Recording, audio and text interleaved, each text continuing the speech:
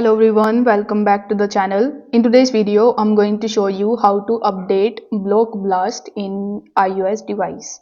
So in order to do it, you first have to launch your Block Blast game and then tap on the classic mode.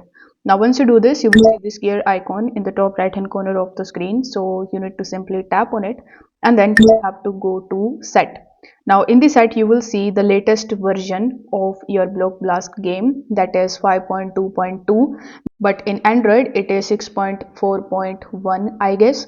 So in order to update your Block Blast game, you just have to come out of your game and then open your app store.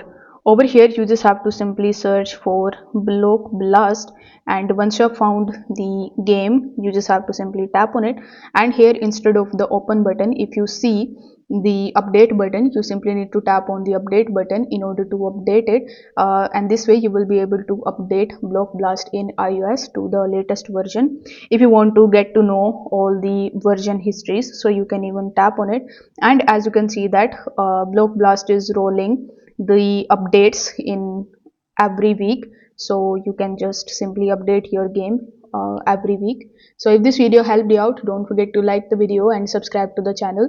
Thank you so much for watching.